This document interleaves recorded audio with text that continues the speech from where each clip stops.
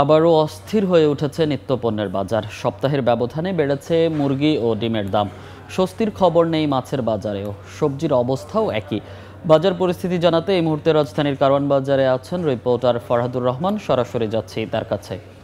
চলছে মেঘ আর রোদের লুকোচুরি খেলা। সকাল থেকে রাজধানীর পরিবেশটা এমন হলো, গত 2 দিন রাজধানী সহ সারা দেশে বৃষ্টিপাত হয়েছে বেশ ভালো রকম, এবং যার প্রভাব পড়েছে নিত্যপণ্যের বাজারে। আমরা এখানকার সবগুলো বাজার ঘুরেছি, রাজধানীর বাজারের সবগুলো জায়গা ঘুরেছি, রাজধানীর কারওয়ান বাজার ঘুরেছি। এইখানে এসে আমরা যেটি দেখতে পাচ্ছি যে সবজির বাজারে এই বৃষ্টির প্রভাব বেশ ভালো রকমভাবে পড়েছে, যেটি বিক্রেতারা বলছেন যে প্রায় সব ধরনের এই সবজিতে অন্তত 10 থেকে 15 টাকা তো বেড়েছে, কিছু কিছু ক্ষেত্রে তারও বেশি বেড়েছে। আমরা এখানকার যেসব সবজি আমরা দেখতে পাচ্ছি, অধিকাংশ সবজির দাম 70 থেকে 80 টাকা, 2-1টি পণ্যের দাম 50 বা তার কাছাকাছি। যেমন বেগুনের কথা যদি বলি, ন্যূনতম 90 টাকা লাগছে আজকের বাজারে বেগুন কিনতে, এবং সেটির সর্বোচ্চ মূল্য মান ভেদে 120-30 টাকাতেও কিন্তু লাগছে।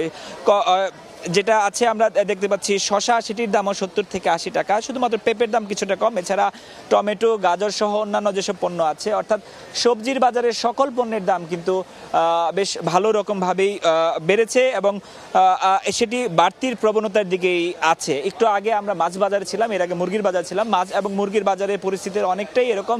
সরবরাহের ঘাটতির কথা বলছেন অনেকে। ইলিশের দাম বেশ বেড়েছে। গত সপ্তাহে যেখানে ইলিশের দাম ছিল, তার থেকে এই সপ্তাহে এসে অন্তত বেড়েছে 200 টাকা।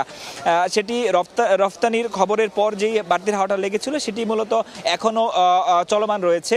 আর অন্যান্য মাছের কথাও যদি বলি, রুই, কাতলা, মৃগেল, সেসব মাছের ক্ষেত্রেও দাম বেড়েছে বেশ 40-50 টাকা আর বেশি কিন্তু দাম বেড়েছে মাছের বাজারে। চিংড়ির ক্ষেত্রে 2-1টি চিংড়ির দাম আমরা দেখেছি অন্তত 200 থেকে 250 টাকা বেড়েছে চিংড়ি, গলদা চিংড়ি সহ বেশ কিছু চিংড়ির দাম।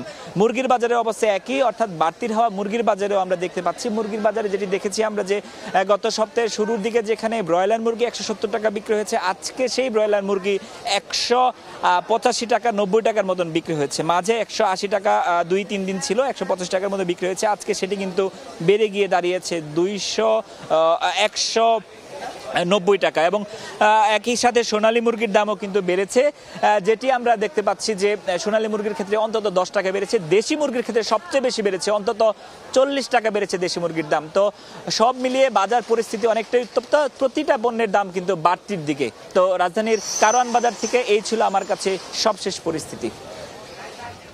রাজধানীর বাজার পরিস্থিতির সবশেষ খবর জানাচ্ছিলেন সহকর্মী ফরহাদুর রহমান।